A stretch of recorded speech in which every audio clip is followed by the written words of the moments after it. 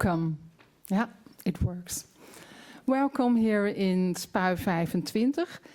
The evening will be in English. I hope you're all prepared for that because of Irene Solà, who is joining us here on the first row.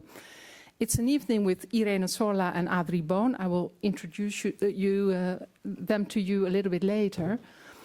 But first, I have a question for the audience. Is there anybody here who can speak or just understand Catalan language? 1, 2, 3, 4, 5, 6, 6.5. Oh, that's great. That's great, because we have a very little bit in the program in Catalan, when we will ask Irene to just read a very short piece of the book in Catalan, and then Adri will read it in Dutch. So that's the only part of the program that is not in English. I'm sorry for the persons here who can only understand English. Irene Solà is the winner of the European Literature Prize 2025. She's not on her own because Adri Boon is also the winner, and he's the second. It's the second time that you're winning this prize. It's amazing. I think that it's unique. It's never happened before. So it has happened. We will talk about that later on, because otherwise the conversation is already starting.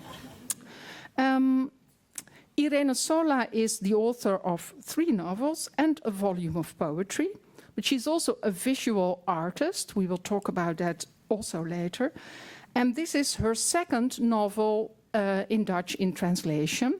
It's also here. It's really a great book. And Adri Boon is a very well-known translator from Spanish, Portuguese, and Catalan. I will talk to them in 5 minutes. First, I want to tell you something about this European Literature Prize, because, oh, we have music. That's what's happening on the street. There were 4 contesters. Irene Solà is one of them, and just because the other 3 books are also amazing and really good, I'm going to mention them. The first one is from Carice Davis, translated by Nicolette Hoekmeijer from the English, and that book is called Helder, Clear. The second one is Ivan Klima, the Czech author, translated by Irma Pieper, and that book is called Rechter tussen twee vuren, Judge between 2 fires. And the third one is Alana Portero, translated by Annette van der Heijden and Alisa Sebes, and that one is called Slechte Gewoontes, Bad Habits. 3 other books really amazing to read. How does it work, this European Literature Prize? There are 30 bookshops in the Netherlands. They have chosen a list of 14 European books, and then there is a jury. The jury is led by Nina Weijers, the author Nina Weijers, and they selected those 4 books. It's an initiative by Spui 25, the place we are here now, Atheneum Boekhandel, across the Groene Amsterdammer, and the Foundation for Dutch Literature, and it's 10,000 euros for the author and 10,000 euros for the translator. Donated by, again, the Foundation for Dutch Literature, the Lira Foundation, and the Lancy et de la Henty, I don't know if I pronounce it right, Foundation. Yeah? Somebody is correcting me? Thanks. The prize-giving ceremony will be held tomorrow in The Hague at the Crossing Border Festival. So it's not the prize-giving ceremony, but the interview is about 3 times as long this evening. So you will learn more about the book and about the author than tomorrow. I will read a very small part from the jury report. Because, well, you have read it, Irene and Adri, it's really very positive, of course, otherwise they wouldn't give you the prize. And they say it's a generous novel in which all of life is both celebrated and cursed in grand style.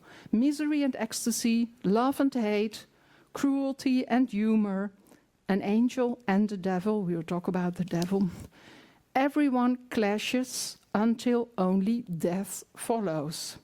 Sola's language is wild, her composition is tight, her women are utterly unforgettable, and because of the richness of Adri Boon's translation, we experience the wildness and the generosity of this great novel.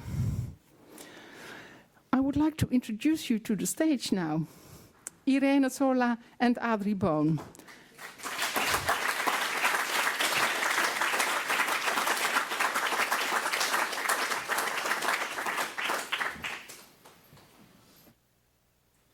And I will click on. Yeah. No.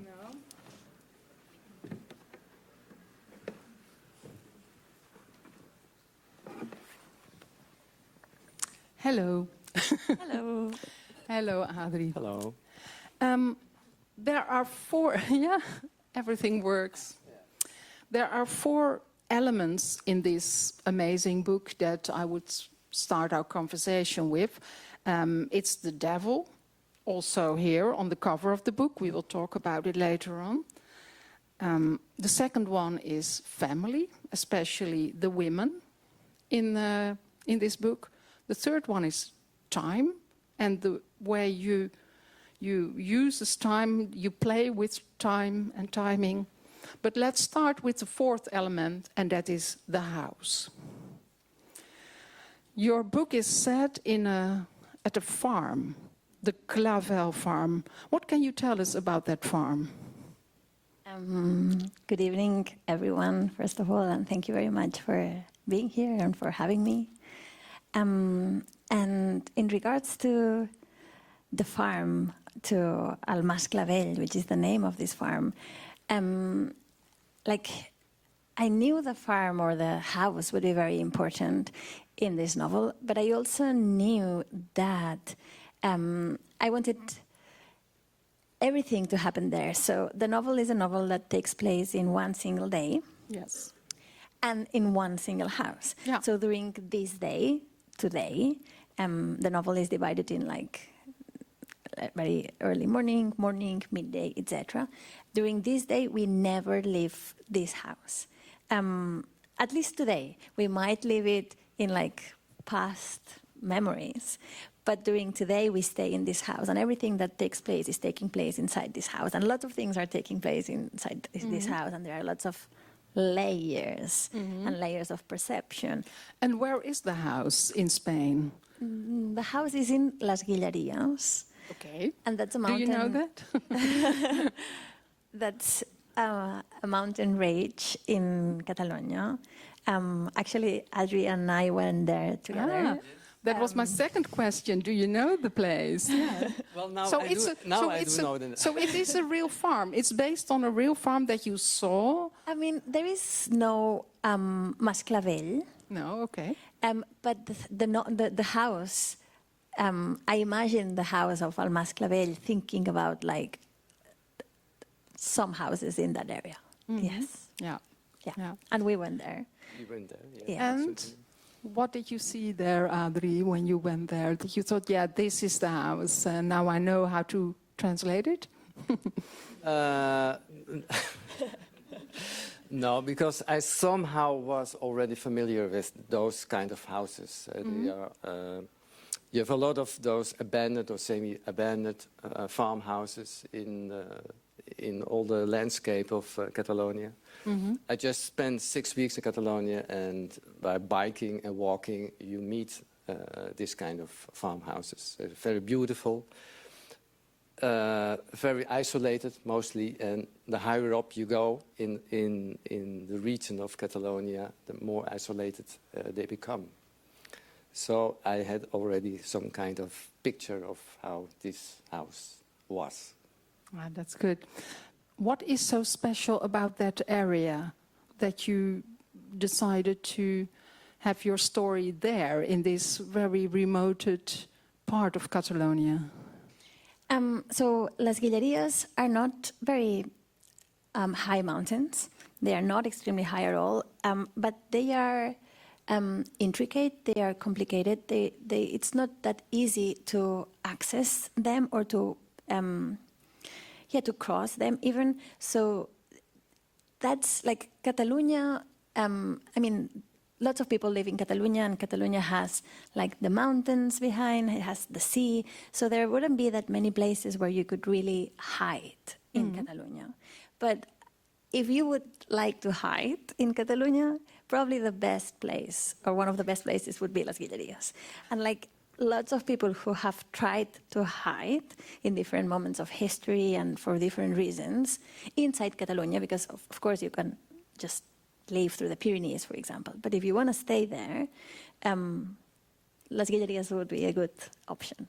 Well, and you have some people hiding in the house during the period of Franco, for instance. Yeah, I would say half of the characters of the novel are actually hiding, at least at different moments. Like the devil is hiding, the women are hiding, the bandoliers are hiding, people like trying not to go to war are hiding, people who lost the war might be hiding. So yeah, there is a lot of... But the men of the family are escaping. Yeah, exactly. So. The men are living, or at least half of them are escaping, yeah. So the men know the way out of this place, but the women are staying in the house constantly. Yes, yeah. Most of the men in the family can choose. Can choose to either like become bandoliers or go to war or just go and explore.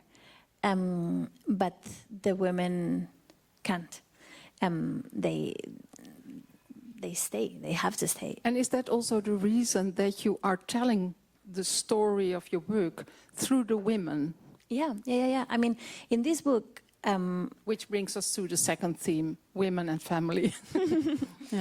Yeah, I said this before with Adri, but like in the book, you never know what's going to be fortunate and what's going to be unfortunate, what's going to be a good, lucky thing or a bad, unlucky thing. So yeah, the women cannot leave the house. They don't have that option. They don't have that possibility. But what happens is that the men who leave die far away from the house, but the women who stay die in the house. And when they die in the house, they stay in the house. And so generations and generations of women, of like we could call them ghosts, we could call them spirits, they just stay in the house. And so they became the masters, the bosses of the house. And so they continue their afterlife there, and doing whatever not they in the woods or in the mountains or in the house. Yeah. Oh, in the house, yeah. Like ruling the house. Yeah, and you said in the beginning of the conversation that all is set in one day, and that's quite a special day because it's the deathbed of one of them. Bernadetta. Who is Bernadetta? So Bernadetta is a very, very, very old woman. So old that she has totally forgotten how old she is. And she's one of these women, so she is one of the Clavell family women. And as you said, in this day in which the novel takes place, Bernadetta is dying. So when night comes, she will die.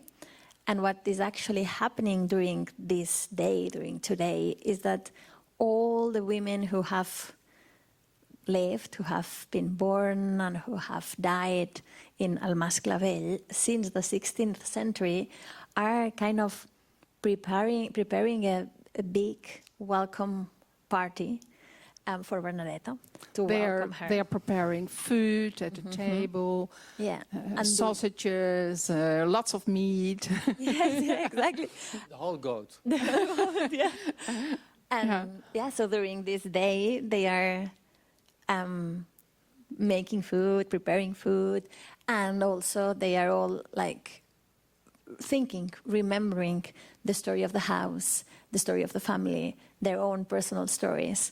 And as readers, that's what we are reading. This But preparation. Bernadetta is also what we call a clairvoyant.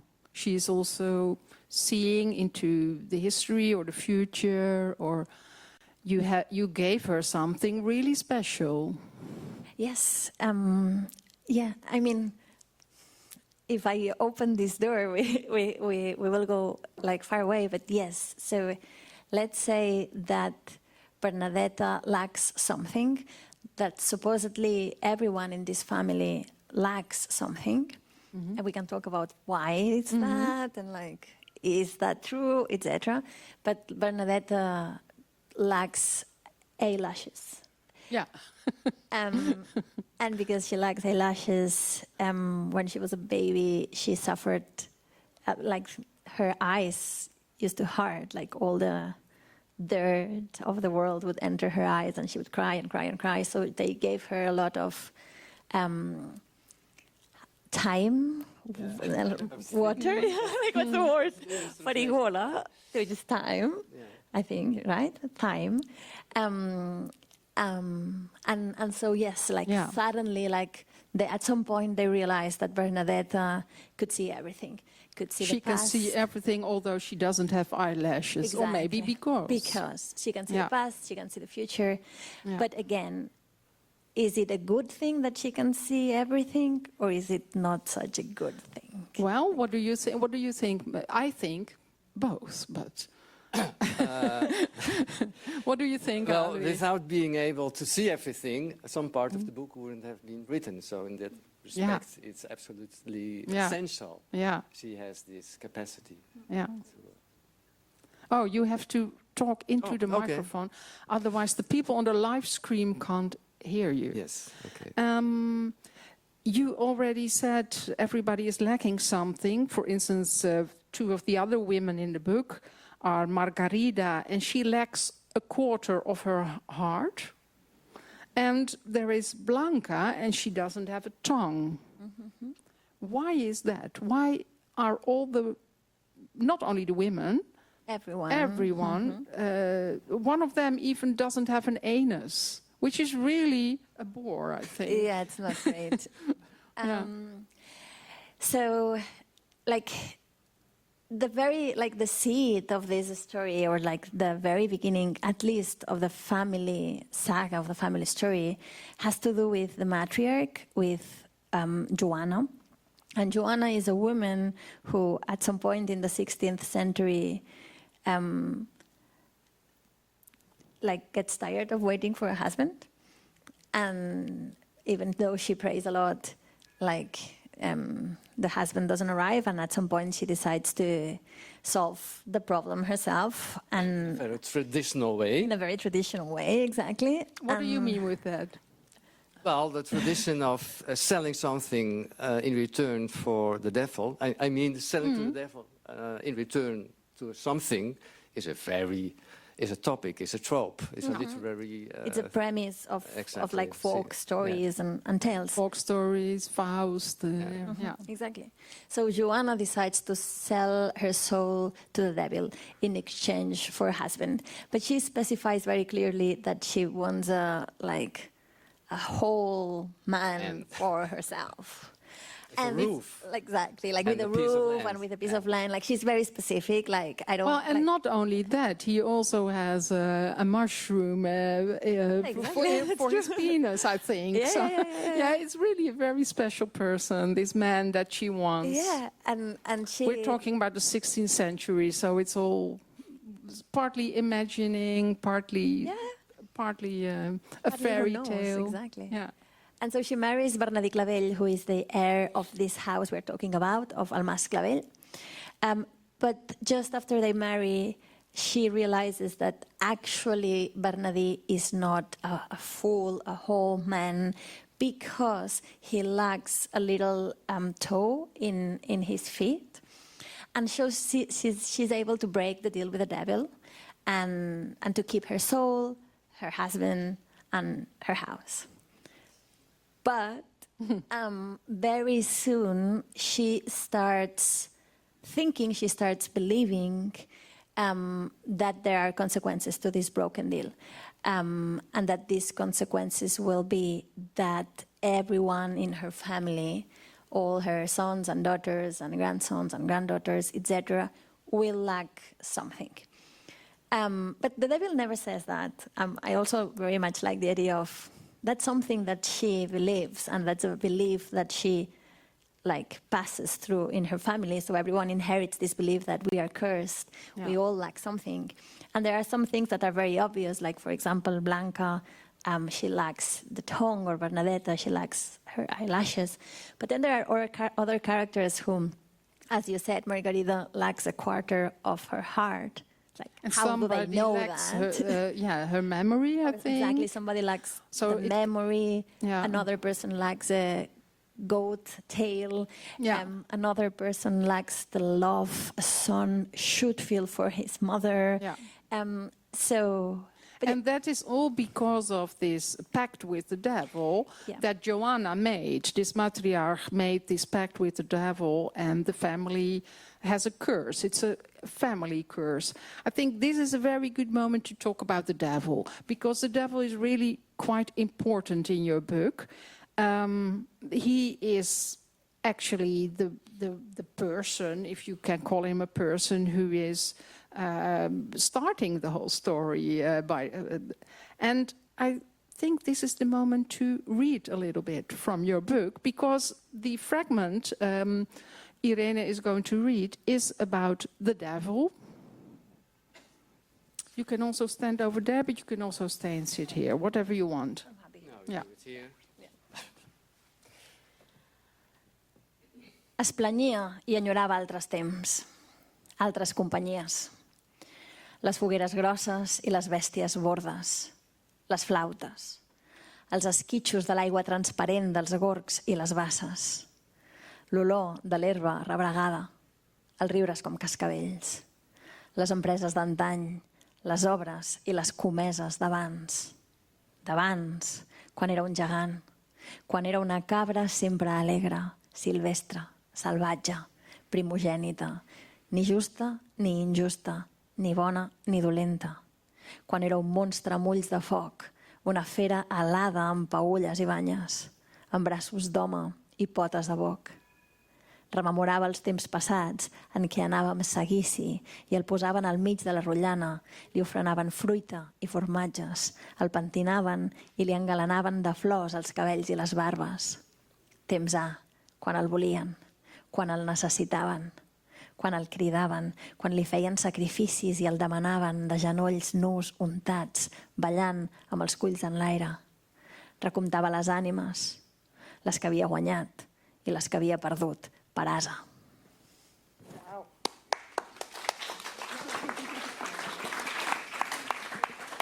What a beautiful language. But the Dutch is also quite beautiful. Adri, your turn. It's the same fragment. Hij beklaagde zich en kreeg heimwee naar vroeger tijden. Naar ander gezelschap. Grote vuren en wilde dieren. Fluiten. Closer. De spetters van het heldere water uit beken en plassen. De geur van omgewoeld gras. Gelach klinkend als belletjes. De ondernemingen van vroeger. De werken en de taken van weleer. Van weleer toen hij een reus was. Een immer vrolijke geit. Wild, woest, de oudste.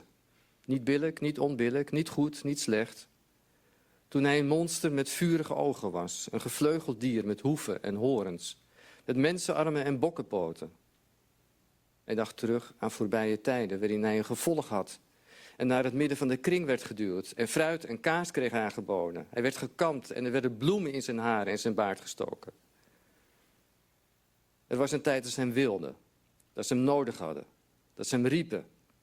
Dat er offers aan hem werden gebracht. En dat er om hem werd gesmeekt. Geknield, naakt, met het hele lijf ingesmeerd, dansend in blote kont. Hij telde de zielen.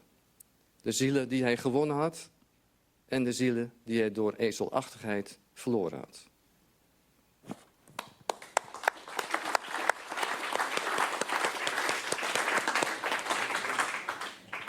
Heel mooi.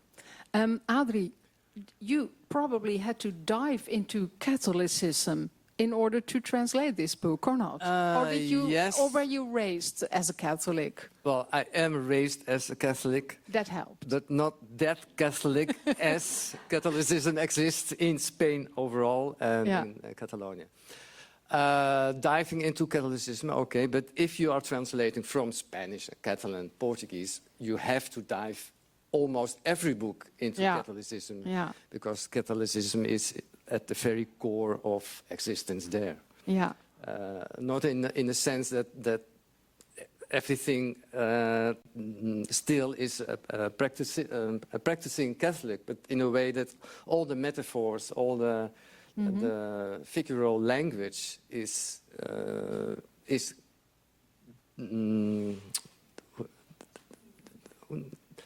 connected to with Catholicism. images of Catholicism. Yeah, but this image of the devil, that is something that here in the Dutch literature is hardly known. I mean, all their language, of course, and all their texts, but not in nowadays literature. Yeah, that's true. But then, okay, you investigate and you try to get to the surface the words and the images you need. Yeah.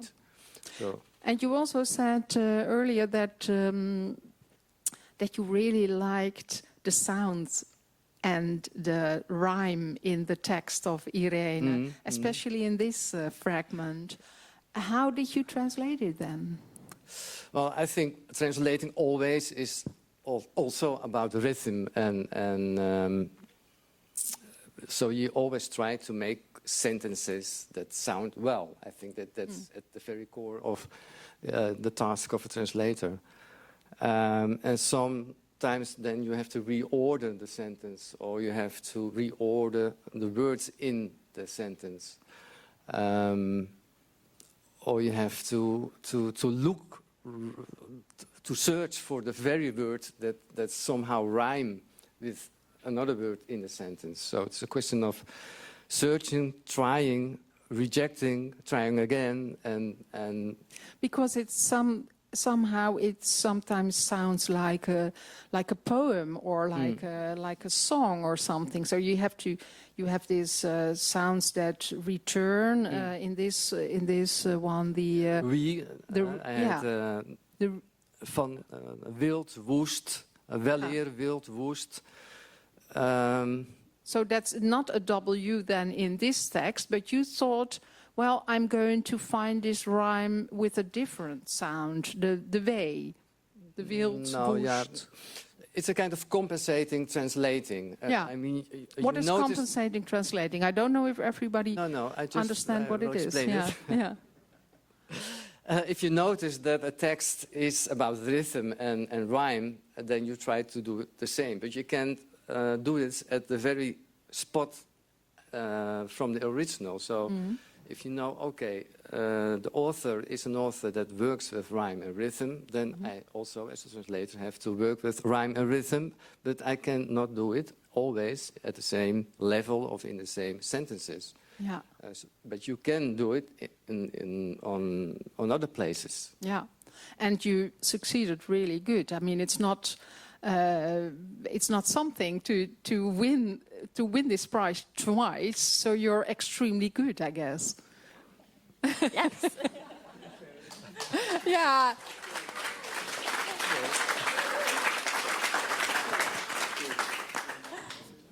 Well, do I have to say yes or? Well, no, you just have to. No, you just have to accept the compliment from the audience. Yeah, okay. And from Irene. Yeah. Well, we can find in this fragment also this theme of the time.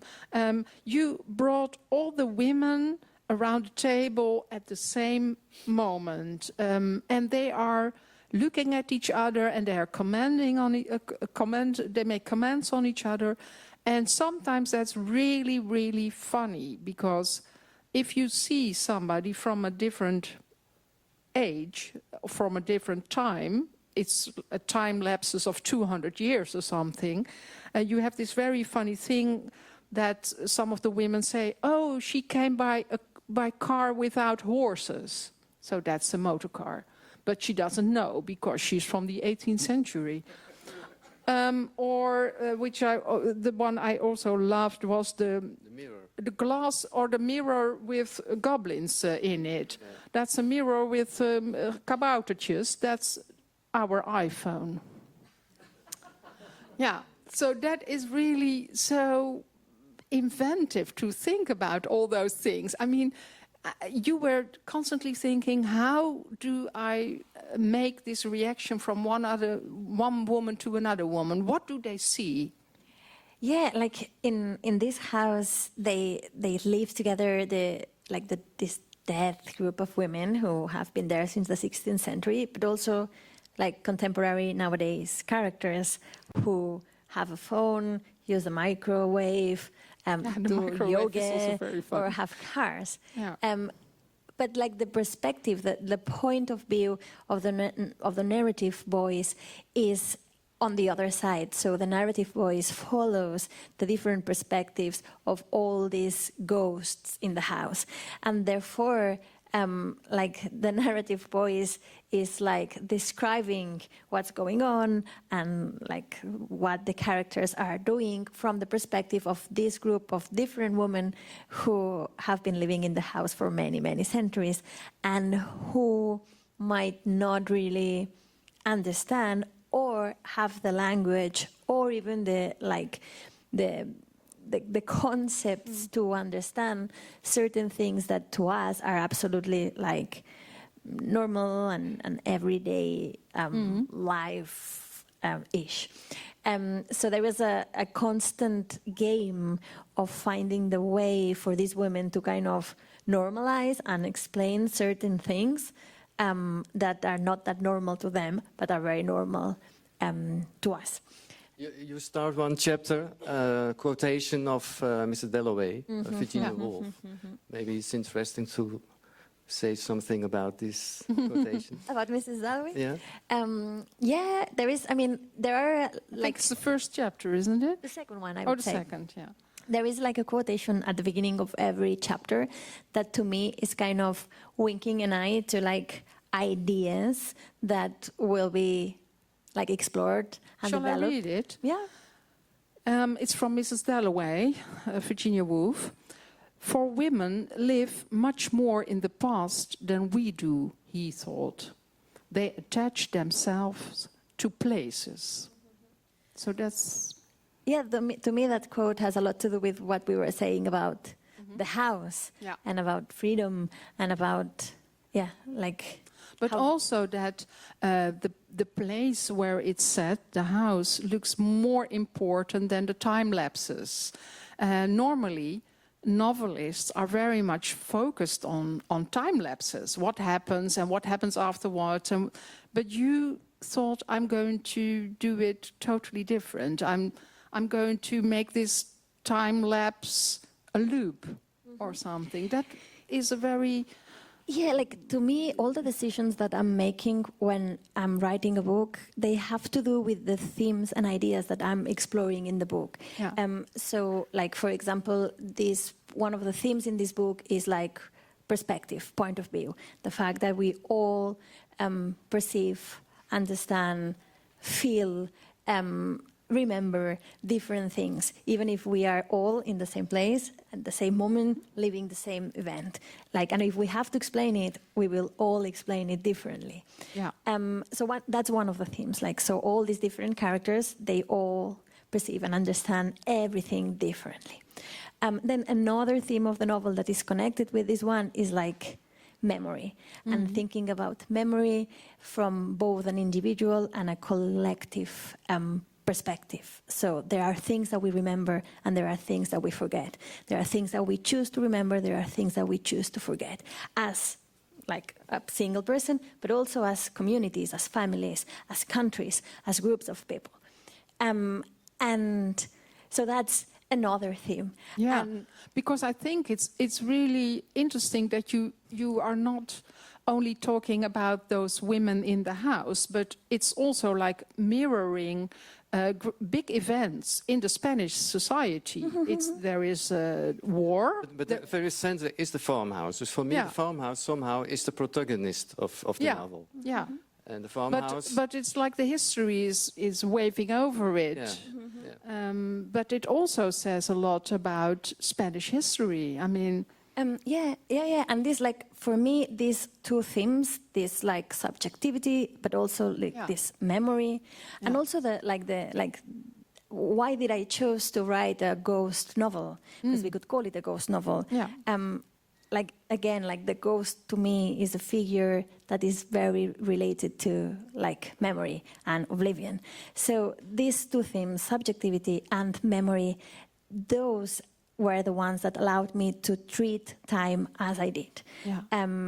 To like, we were saying this before also, like time, I mean, we have clocks and we have calendars to kind of try and pretend that time is something like that we can measure, something neutral, something objective. But from a human perspective, like time is not like that. It depends on a lot of things, how time is actually like running. And storytelling like has a very special capacity of like transforming and manipulating time, both inside its structure, like we can say 100 years passed by in one single line, but also outside of its structure. Yeah. Like if I'm listening to a very good story, like time might like fly by. Yeah. Yeah.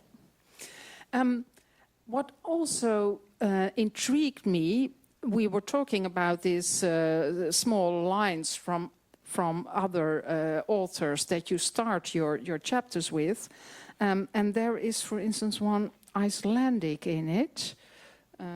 I will read it. It's very short. Page 9. Yeah. Well, in my best Icelandic. Anhit vaik ek aigi harfdan, jos saugu eru komin I atir vorar. Impressive. Yeah? How is my Icelandic? Well, it's something, it means something like, I can't imagine how a pair of thieves' eyes mixed themselves with our family. Why did you decide to have these different languages in your text and these different folk stories or important literary texts from other cultures? That was quite an organic decision. So it was not me searching for a text in Icelandic so I could have Icelandic there. It was more me like reading as much as I could and trying to impregnate myself like with very different texts and like thinking a lot about the themes I was going to work about, like the family and like family sagas in the Icelandic case. But then the first quote is by a Hungarian poet, Anati Zabo, and like it's a quote that is like she has a whole book dealing and thinking about like motherhood and especially about giving birth in the most amazing way I have ever read, like being written about that. And when I encountered that and having into account that the book is full of like people giving birth and babies being born, like I realized that that quote had to be there. And then there is Juan Rulfo, who obviously I was reading when I was writing this novel about ghosts. And then, but there is also like Pau Riba, who is a Catalan singer who has this like very funny song about everyone like in his family dying because they have to, because more people has to come. So so I chose them in a very organic way, like they were part of the research. But then you also decided to keep them in the original language. And I also thought maybe it's also because it's a very Catalan story, but on the other hand, you can also say it's a story about all kind of communities in the world. Yeah. It could happen like everywhere where women are in a house and history is like clouds coming over them, and it's also it makes it also very universal. Absolutely, and I very much like this very like strong connection between what's very specific and which is at the same time extremely universal. Like the more specific, the more universal, I would even say.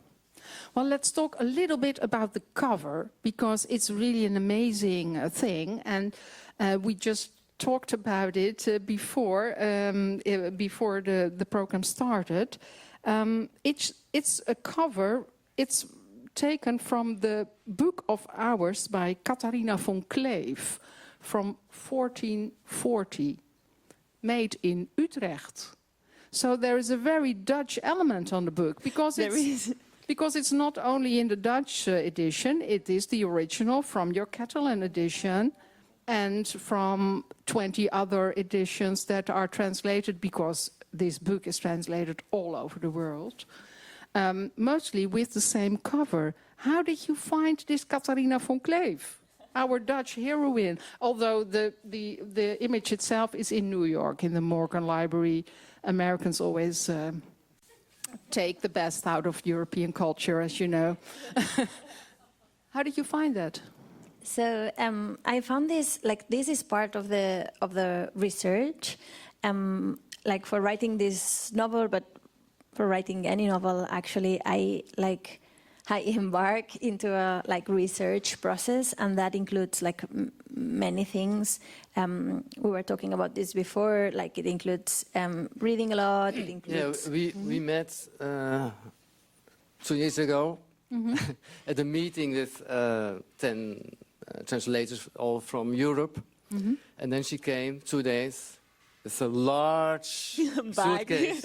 Oh, really? And that was all the research that you did, and all the translators then had she to read exposed all the images she used or she was inspired by for the book. So that was very impressive. So that was also very good for you to... Yes, absolutely. Inspiring for your translation. Yeah. And so in this research that includes lots of documents and lots of things, there is one part that is very a visual research. What I call it an atlas. And I shared that with all the translators also. And in that atlas, during the many years that I work on a novel, I accumulate all the images that help me think visually on the novel. And it's not for any specific purpose. I mean, it's not that I'm trying to find a cover for the book. It's just it's a research. It's part of the research process. Yeah. And during that research, I encountered this image, and it really struck me, and I was very seduced by it, and I had this feeling that it really spoke to the book. There is this darkness, but also these eyes that are in the title. But also the devil, which is a big character in the book, but also these people inside the mouth of the devil that could be a little house or even a little kitchen, and these people are sitting on a table waiting to eat. That's exactly what the women are doing in the text, and they have very calm expressions, they are not in pain, they are not suffering, they are almost just relaxed, just like the women They're praying. are. They're praying, they're waiting, they're... Yeah. And there's also an angel. And there's also an angel. So I was I like this a lot. I think it could be the cover. And what I did is I printed it out, and I had it with me for years while I was working on the novel to see if it would survive, to see if I would still think the same thing after seeing it every day for many, many, many months. And it did survive. And so one day I told my Catalan editor, I think I found the cover. and I showed it to her, and she loved it, and then it became the cover. It's and really great. In the critics I read in English and Dutch, there are a lot of references to the work of Hieronymus Bosch also. So. Yeah, Hieronymus Bosch. Yeah, so that's the second Dutch connection, so to say. Well, and you are also quite of a Dutch connection from the Catalan literature. I mean, you are. It seems you are a kind of an ambassador of the Catalan literature in the Netherlands. Did you propose this book to the publisher, No. or was it the other way around? It was the other way around. It came to me. Yeah, because you already translated more, also from Spanish and Portuguese, but also a lot from Catalan now. Yes, yeah, that's absolutely true. So you, so you know everything about Catalan literature? No, I don't. No, of course not. You only know a little part of every literature. Literature is enormous. The Dutch literature, the Catalan literature, the Luxembourg literature is enormous. Yeah. Well, we were just talking about Mercè Rodoreda, whom I really love. She's a great Catalan author. And the other one is Montserrat Roig, that you also translated now. I'm now working on the translation of Montserrat Roig. Yeah, Roig. So there is Rodoreda, there is Roig, and now you. I mean, three women are the three big voices of Catalan literature in the past 80 years, because Rodoreda and Roig already passed away. So the female voice, is it more important than the male voice in Catalan literature? Say yes. No, I'm sorry. I'm joking. La figura de la maestressa es una figura is small. And then in English? It's very present in Catalan literature. And how come? It's a question for both of you. I would add to that list many other names. Like, for example, one of the first that come to my mind is like Victor Català. She's she was born like much earlier than Rodoreda even. Okay. But Catalan. Catalan, yeah. And for me, it's like she's also very, very important. So I would add her to your list. And then we should add. It's not my list. No, I know. And then we should also talk about a lot of writers that are writing nowadays, both women and men. Yeah. I don't actually have an answer to that. No, question. I think it's just maybe it's a coincidence, but I always like to think that it's not a coincidence, something like that, and that the women are just leading or something. Well, yeah. What is the next thing you're translating now, Adri? I'm now working on the third novel of Montserrat Roig, and then I will embark in the Spanish novel of Mayo. Okay. That's great. And you just came back from Spain. You found another author again, or no, because I was working on Montserrat Roig, and then I was very busy with that. Of course, you go to the libraries and you look around and you take some books and you are. But no, I'm now focused on the thing I'm now doing. Yeah. And you are working on a new novel. Can you tell us a little bit about it, or not? I am working on a new novel, but I have to say that I'm very protective, very like I call it sometimes like Mama Bear, like in the sense of I try to never talk about the book before it has. Like it can walk on its own. Like once it can walk on its own, then let's talk about it. But before that, it's like, no. Well, then maybe just one question. Is it set in Catalonia again or not?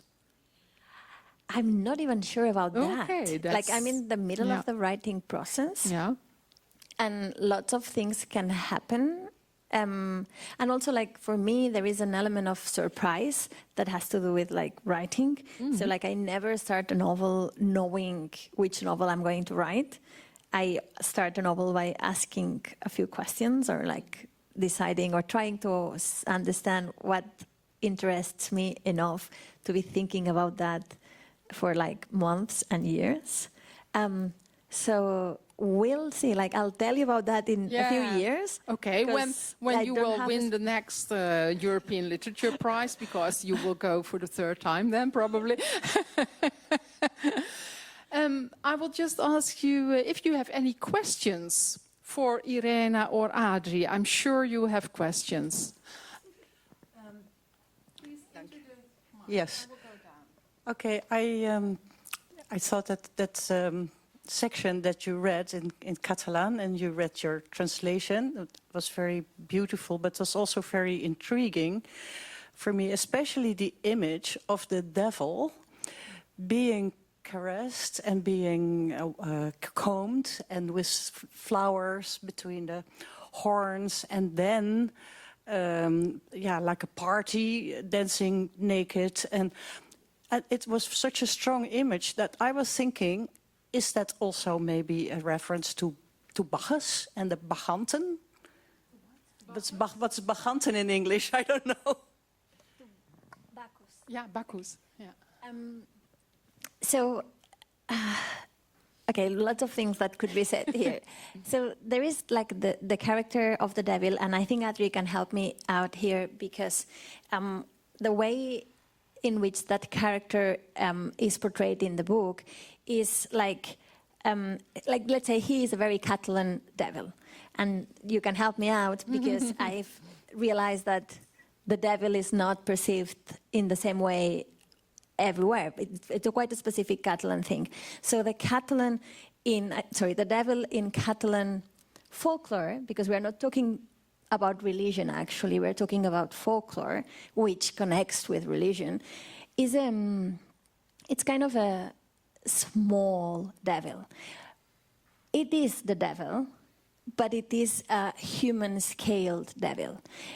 Like some folklorists say that because Catalans perceive themselves as like not the center of the world, they kind of constructing a devil that was like not having this huge, big battle with God, but actually a devil that was more like connected or worried about like smaller things, about like just annoying a poor farmer or trying to buy the soul of a lady who wanted to cross a huge river, or like smaller things. So the devil in Catalan folklore, he is like, I mean, don't trust him, he's the devil, but still like anyone who is a little bit intelligent, a little bit clever will kind of win him, and like he's a loser, like he's constantly or most of the times losing all his battles. Like you almost feel pity for him half of the time,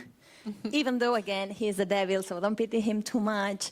So so this is the devil that appears in the book, even though he keeps changing shape, and even though, because as we said, this is a book that thinks a lot about perspective and point of view, each one of the women perceive him and relate to him and like have a very different interaction and relationship with him. But he does need to eat sometimes, yes. That's very undevilish from a Dutch perspective, for instance. Okay. It's like God, you do. Eating things. Yeah, eating things, yeah. Are there other questions? Yeah, in the back. Yeah, but we need to do it with the microphone. I'm curious how it comes that the cover that you chose appear on other translations. Can you put in contracts with the publisher or with, I don't know how, that every translation has to have this cover, or how do you manage this? The cover is very important to me. So I was trained as an artist, and I kind of understand the book as like a whole, and the cover is like the face of the book. So to me, it's very important. And I don't impose this cover. So I don't tell any publisher, you have to use this one. But I do ask them that we work together on the cover, that we talk about it, and that we both are happy with it. And so what happened is, like, with my Catalan and Spanish editor, who is like the same, Anagrama, which is the same publishing house, like, I proposed this and they really liked it and they used it. And then, like, other publishing houses, they saw this cover and they wanted to use it too. And so a lot of, like, the translations have this same cover. But then there are others, like, for example, like the French, the English, also the American. They have very different covers. To me, it's also very interesting. It's very exciting when they propose, like the Portuguese, for example, is also different, and many others. And it's very exciting also to me to see what they propose. And lots of times it works very well. Sometimes we have to work more on it, or sometimes I would be like, And you no. can decide no or yes? Yes, I mean, yes. From my side, it's not like, generally, it's not a no. It's just like, I'm not happy. actually, I'm not happy. we have to talk about Yeah. this. And I explain very clearly, like, again, like, I was trained as an artist, so I really, like, I can make arguments on what, it's not I don't like it. It's like, wait. I think this cover is, like, stressing or pointing or, like, this and this and this, and I don't think this is what we should be. And then I can propose a lot of other things. Also, like that. From the visual atlas. Exactly, that atlas that we spoke about. I send that atlas to my editors, apart from to my translators. Not like I send the atlas to the editors, not for them to find the cover there, but for them to kind of understand or submerge themselves in the visual world, in the in the visuality of the book. And Irene, are you still working as a visual artist, or is everything set on literature now? I understand my books and my work as, like, I don't really separate. Ah. Like, I work in a novel, or in the project that will become a novel, in the same way I would work in any other art project. Yeah. Like, the process is not different at all. I put most of my energy in writing books this day, or like in developing projects that end up being books. I sometimes participate in, like, projects that are put into a box or layer that says art instead of literature. Yeah. But yeah, I mean, I don't feel like I don't do art. It's because one I do for you. this, which Yeah, is, yeah. yeah. Are there any more questions over here? If I'm not mistaken, you wrote this book in London, or not?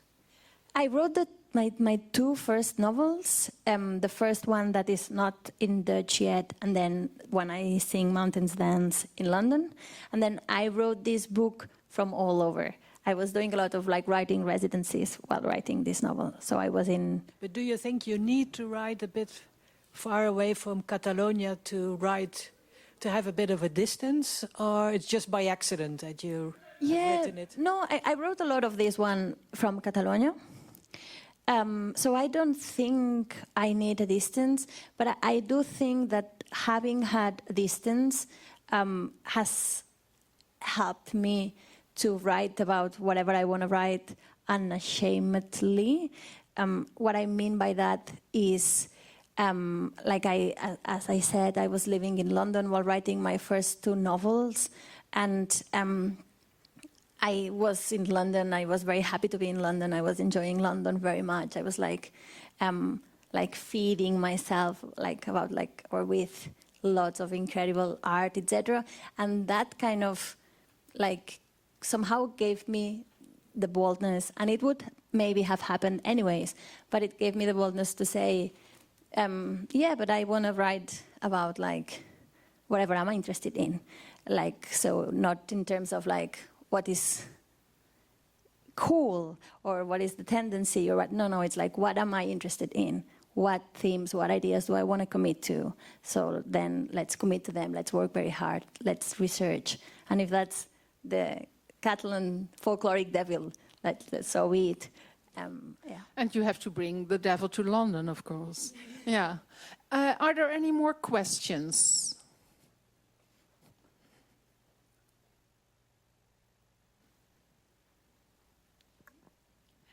Hola, Irene. Gracias. I have a question, like two little questions that interrelate to each other. The first one is like, you talk about you see your books as a research, as something that you're interested in. Do you have a specific point in which you're like, oh, this is or a word or an anecdote or an episode that you're like, oh, I want the devil and I want this. And another related question is, for me, Canto Jo is like a lot of light and a lot of like a very beautiful, brilliant, and there's light in this book, but there's also darkness. How was the shift to that? So the first question, I would say that, like, I choose what is going to be in the book, thinking about the themes and thinking about the ideas that I'm working with. So I don't start with an anecdote, or I don't start with an image, but I rather start with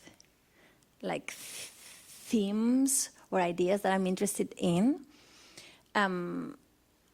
So the devil comes from my interest in folklore, which comes from my interest in like storytelling and narrative, which comes from my interest or me wanting to think about deals in like literature, but also deals that have to do with literature, but outside of literature, like the deal with the reader, for example.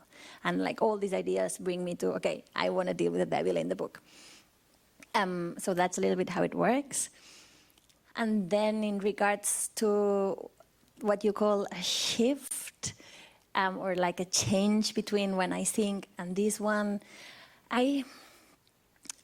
for me, each novel is a new exploration. So like in each novel, I'm trying something different. I'm trying to learn new things. I'm trying to ask questions that I have not asked before. But at the same time, I don't really understand like when I think as a novel that different from this one, in the sense that depending on how you read, when I sing Mountains Dance, you can feel like, oh, there is a lot of light. But actually, I think there is a lot of darkness too. And in this one, like depending on how you read it or even how you look at the cover, you might think, oh, it's very dark. But no, it's like there is a first layer that can seem like there is darkness. And yeah, there is darkness. But there is a lot of light, because you cannot have darkness if you don't have light. So, yeah. Thank you. Well, the very last question, and then we will all have a drink. Yeah? Oh, there are two people. Okay, the two very last questions then. And then you're all invited to have a drink here. Okay, then I will try to keep it short. If I understand it correctly, Ms. Sola talks about being at a distance from Catalonia to get inspired and to get away from things and to see how the story develops. I would like to know from Adri Boon, who actually goes to Catalonia for his translations, the other way around, you might say, what being there in this, like physically in this place, how does it help you in your translation? Well, it helps me very, very much. You should say, well, what is the importance now of being in a specific place, because you can reach this place by viewing, by YouTube, by Zooming. But I spent the last 6 weeks in Catalonia, and then the everyday life during the everyday life, you're eating, you're walking, you are listening to the radio, you're watching television, all kinds of words, expressions, references are passing by and are activating somehow your knowledge and also are making more rich what you already know. So it's important to feed your knowledge. It's important to feed your awareness of the language. A language is a very, very huge field, and every interaction with people speaking or listening is enhancing your knowledge of the language and the culture. So it's very important, I think. Yeah. The last question. Yeah, thank you so much for your stories tonight. I had a question for both of you. What's your favorite Catalan word or phrase? And if there's a story or meaning behind it, I'd like to hear it too, as someone who's just starting to learn the language. A general, or from the book?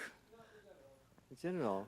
The most precious Catalan word. Well, that would be a great Catalan word. I don't think I can choose. I can choose that. Like it's like no. You were talking like we were walking the other day, and you said how there are a few, like some words in Catalan that are like doors. You were saying that there are words in languages that are like that have a lot of meanings, but you meant it as something bigger. I think you said the word rei, for example. You also said another word like areu. Yeah. What does it mean, areu?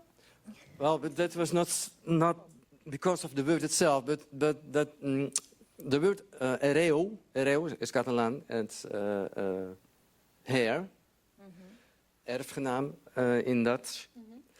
And every language has words that are not just words, but is like a button. You press a button, a word, behind the word there is all a world emerging. So just by saying or writing or reading this particular world, you smell something, you see things, you have memories. For example, Sinterklaas. Sinterklaas is just a word, but Sinterklaas is everything. Is childhood, is presence, is taste. And ereu, in Dutch erfgenaam, that's a judicial term. It doesn't suggest anything else than just being an erfgenaam, a heir. Yeah. But ereu in Catalan is fiercely embedded in Catalan culture, and areu means you will get everything. Means family quarrels. Means being the most disliked person in a village. Means in a lot of Catalan literary works there is areu. So it is also literary an important significance. Yeah. So by writing areu, by using areu in a literary work, the literary works will relate directly to important other literary works. Terra Baixia, but a lot of works. Yeah, beautiful. And for you, Irene, do you have one word that you think, well, this is something? What is the devil in what is devil in Catalan? Dimoni. Demoni. I like that word. Demon. I could choose that one. The demon. Yeah. Yeah. No, like sometimes I would say like maybe to me it would be easier to like, and now if you ask me, I won't be able to find one either. But well, I didn't ask. Well, if you the guy ask me, over there asked. It's a very tough question. Maybe easier to choose a word in like I don't know Spanish or in English, because those words are words that you learn later on life, and you're kind of wow, okay, so they have this word to say this specific thing that we actually don't have, etc. With Catalan, it somehow feels like very like too close home to be able to say this word or that word. Yeah. However, I'm sure like for example, my editors would say No, she uses a lot this word. Like, for example, there is one word in Catalan which is panxa, which means belly, panxa. And I'm sure, like, at least, I mean, my American editor the other day was saying, like, oh, you love that word. And it's like, okay, I don't know if I love it, but maybe it appears often in the book. Oh, so wow. subconsciously, I'm sure I make specific Panxa. choices. Well, that's exactly what we're going to do. We're going to pour some drinks in our pancha. Thank you so very much, Irene and Adri, for this talk, and a big audience Thank you, Maria. applause, please. Thank you.